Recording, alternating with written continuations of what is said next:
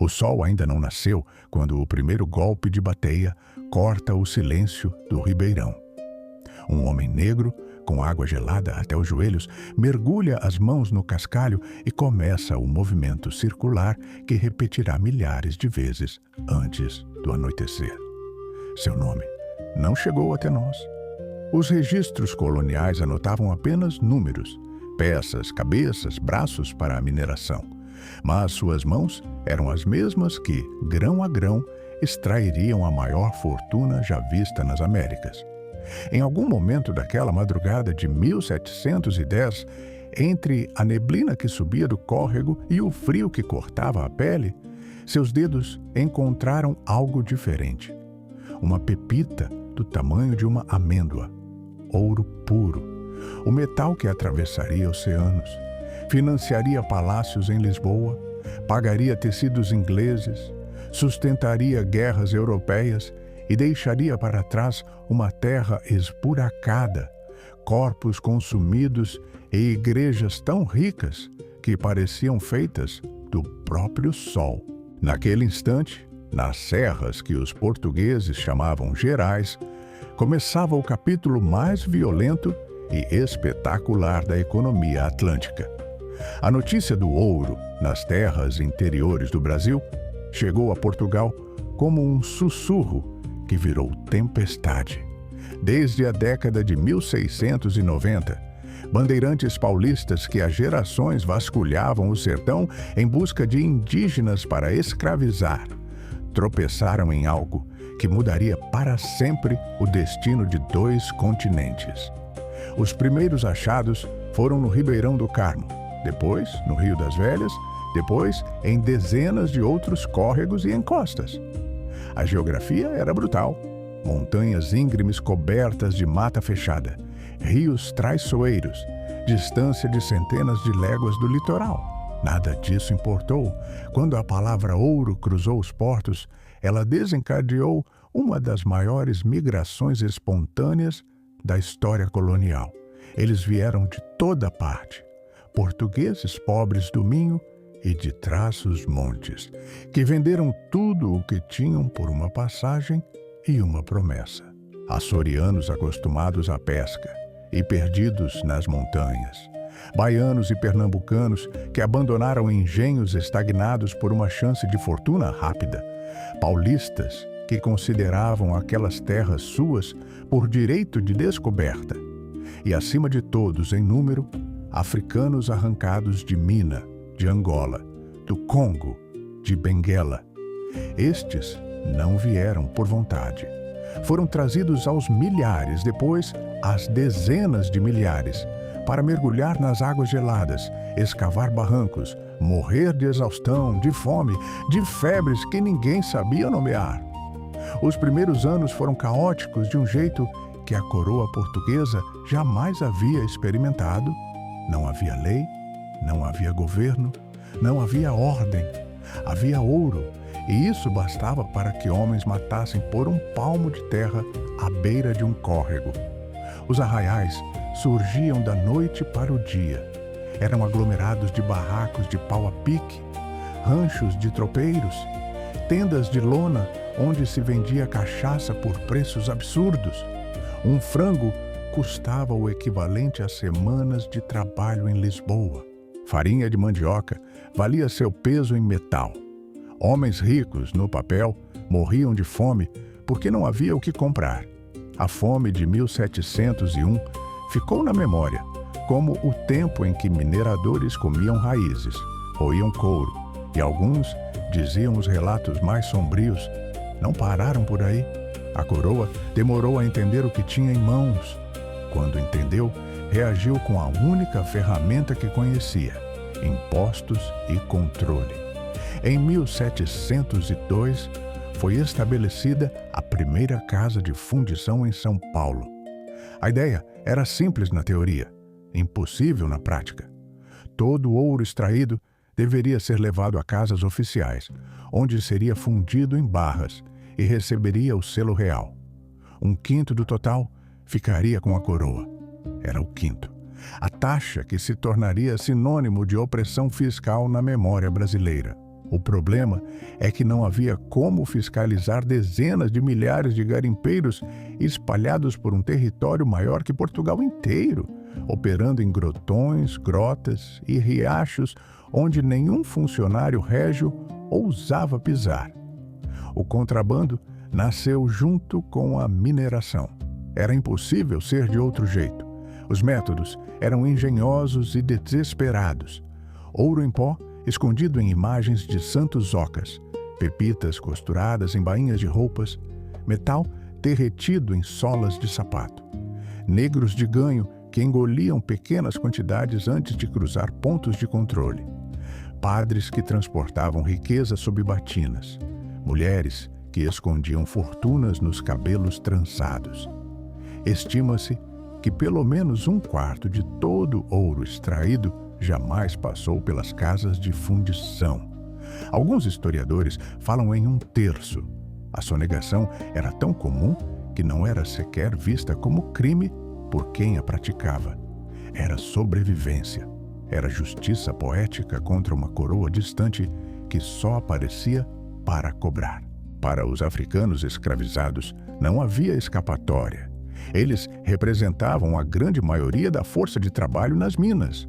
Os números são imprecisos, mas fala-se em mais de 400 mil pessoas trazidas da África para a região mineradora ao longo do século XVIII. Muitos não duravam mais que 7 anos. A mineração de aluvião, que era a mais comum nos primeiros tempos, exigia ficar horas dentro da água, curvado, repetindo o movimento da bateia até que os músculos gritassem. A mineração de encosta era pior. Significava escavar morros inteiros, carregar terra em gamelas, arriscar desabamentos constantes.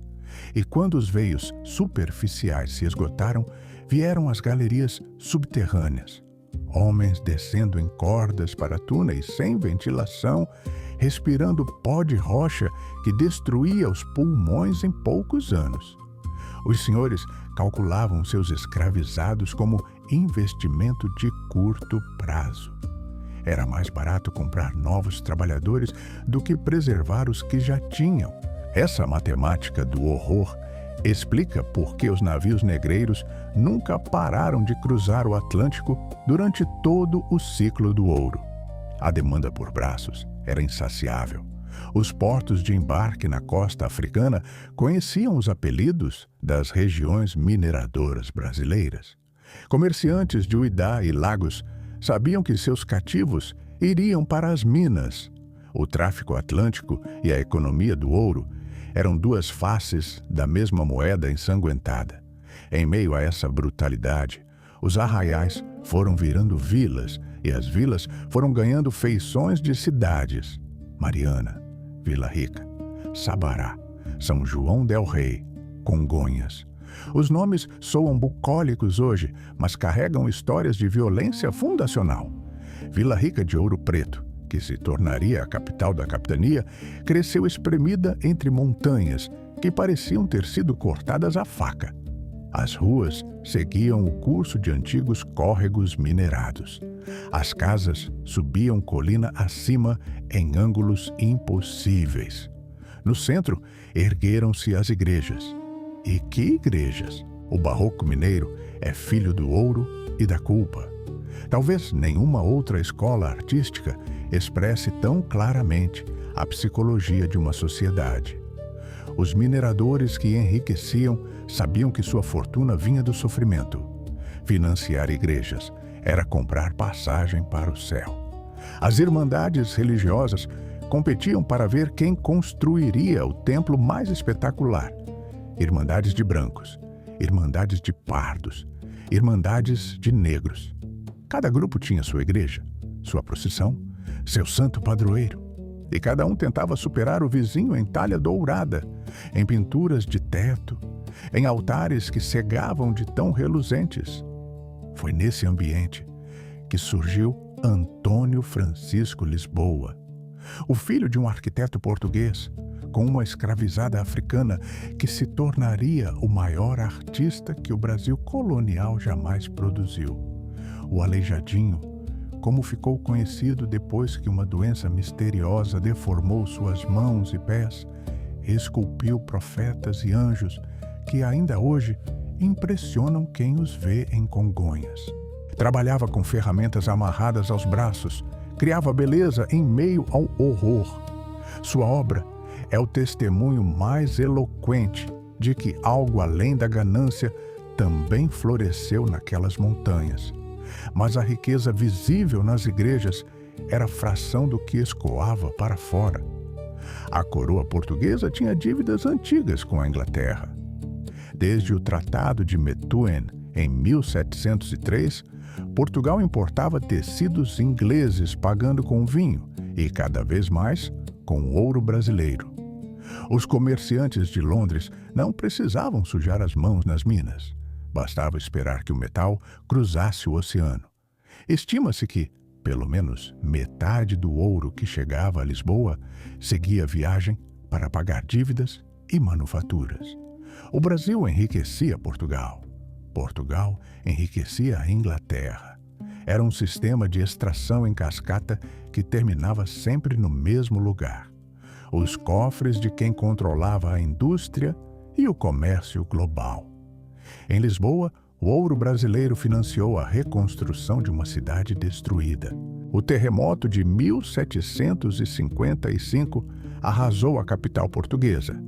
30.000 mortos, igrejas em ruínas, palácios reduzidos a entulho. Foi o ouro das minas que pagou o plano urbanístico do Marquês de Pombal, as novas avenidas, os prédios simétricos que ainda hoje definem a Baixa Lisboeta.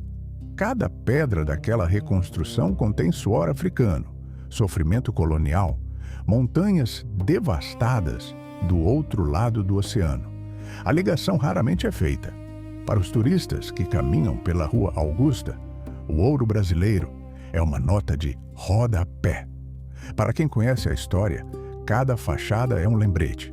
O controle fiscal nunca funcionou como a coroa desejava, mas ela nunca desistiu de tentar. A criação da Capitania das Minas Gerais em 1720 foi uma tentativa de administrar o caos. Funcionários régios multiplicaram-se. Intendências de ouro, casas de fundição, registros em cada caminho, guardas em cada passagem. O aparato burocrático cresceu junto com a paranoia. Qualquer um podia ser um contrabandista, e frequentemente era. A derrama foi a consequência lógica dessa desconfiança mútua. Quando a produção de ouro começou a declinar na segunda metade do século, os impostos não acompanharam a queda. A coroa estabelecia cotas mínimas de arrecadação. Se o quinto não atingisse 100 arrobas por ano, a diferença seria cobrada compulsoriamente de toda a população. Era a derrama, uma cobrança forçada que poderia confiscar bens, prender devedores, destruir vidas. A ameaça pairava constante.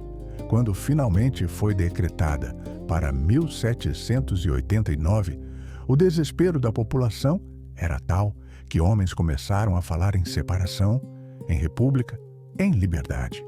A Inconfidência Mineira é normalmente contada como história de heróis ilustrados. Tiradentes, Cláudio Manuel da Costa, Tomás Antônio Gonzaga. Poetas e bacharéis sonhando com uma nação livre.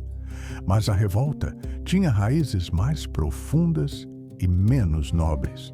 Era também a reação de uma elite colonial que não queria mais dividir os lucros com Lisboa. Era o grito de garimpeiros endividados, comerciantes falidos, senhores de lavras improdutivas. A conspiração foi descoberta antes de sair do papel. Os líderes foram presos, julgados, condenados. A maioria foi degradada para a África. Apenas um foi executado: o alferes Joaquim José da Silva Xavier, o Tiradentes. Seu corpo foi esquartejado e os pedaços expostos pelo caminho entre Vila Rica e o Rio de Janeiro. A mensagem era clara: sonhar com liberdade custava caro. O ouro que restava continuou a ser extraído por mais algumas décadas. Mas o auge havia passado. Por volta de 1820, as minas estavam praticamente esgotadas. As cidades que haviam crescido da noite para o dia começaram a esvaziar. Casarões foram abandonados. Igrejas ficaram sem fiéis para manter. As serras, que um dia fervilharam de atividade, viraram paisagem melancólica de um tempo que não voltaria. Alguns viajantes europeus que passaram pela região no início do século XIX descreveram cenários de decadência total. Vilas fantasmas, estradas desfeitas, populações miseráveis vivendo entre os escombros de uma riqueza que já não existia. O balanço final é devastador em qualquer unidade de medida. Calcula-se que o Brasil colonial produziu algo entre 1.000 e 1.500 toneladas de ouro ao longo do ciclo. É difícil imaginar esse número. Seria suficiente para encher vários caminhões. Bastante para financiar revoluções industriais, construir cidades inteiras, mudar o equilíbrio de poder entre nações. E quanto ficou no Brasil? Quase nada. Ficaram as igrejas, é verdade. Ficou a arquitetura colonial, que virou patrimônio da humanidade. Ficaram as esculturas de Aleijadinho e os tetos pintados por Ataíde. Mas o metal em si foi embora. Derreteu-se em barras, cruzou oceanos, pagou dívidas alheias, virou moeda corrente em economias que não conheciam as serras de onde vinha. Ficaram também as cicatrizes. O modelo de mineração colonial era predatório por desenho. Extrair o máximo possível, no menor tempo possível, com o menor custo possível. Não havia preocupação com o dia seguinte. Não havia ideia de sustentabilidade. Os rios foram assoreados com rejeitos. As encostas foram devastadas. A mata atlântica que cobria aquelas serras foi derrubada para fornecer lenha e madeira. O que resta hoje é paisagem ferida, tentando se regenerar de um trauma de 3 séculos. E ficou a marca mais profunda de todas: a população que não teve escolha. Os descendentes dos 400.000 africanos trazidos para morrer nas minas. As comunidades quilombolas, que se formaram de fugitivos que preferiram a mata aos açoites. O povo negro de Minas Gerais, que carrega nos sobrenomes, na cor da pele, nas tradições religiosas sincréticas, a memória de uma exploração que nenhuma reparação consegue apagar. O barroco mineiro é celebrado como glória nacional. Os turistas fotografam altares dourados sem pensar em quem pagou por aquele dourado. Não com dinheiro, com vida. A Corrida do Ouro brasileiro aconteceu 1 século e meio antes da Corrida do Ouro californiana, que Hollywood transformou em mito de pioneiros corajosos. Mas foi maior, mais brutal e mais consequente para a história do mundo. O ouro de Minas Gerais chegou no momento exato em que a Europa precisava de capital para financiar a Revolução Industrial. Os historiadores econômicos ainda debatem os mecanismos precisos, mas a correlação é difícil de ignorar. O metal brasileiro lubrificou engrenagens em Manchester. Pagou importações que permitiram à Inglaterra se especializar em manufatura. Deu liquidez a um sistema financeiro que estava inventando o capitalismo moderno. Enquanto isso, o Brasil permanecia colônia. Proibido de ter fábricas, proibido de ter universidades, proibido de comerciar com qualquer nação que não Portugal. O ouro saía, mas o conhecimento não entrava. A riqueza gerava pobreza, o trabalho gerava miséria. É o paradoxo fundacional de um país que ainda não resolveu a equação. Como pode uma terra tão rica produzir tanta desigualdade? A resposta está parcialmente naquelas serras de Minas Gerais, naqueles séculos XVIII, naquele sistema desenhado para extrair e nunca para construir. Hoje, as cidades históricas mineiras vivem de turismo e memória. Ouro Preto recebe milhões de visitantes que sobem suas ladeiras de pedra, admiram suas igrejas, compram pedras-sabão esculpidas em lembrancinhas. É uma economia que depende de romantizar o passado. Os guias contam histórias de coronéis e baronesas, de festas e procissões. Raramente falam dos mortos. Raramente mencionam que cada ornamento dourado representa horas de trabalho forçado, vidas encurtadas, humanidades negadas. O Ribeirão do Carmo ainda corre por Mariana. Suas águas já não carregam ouro.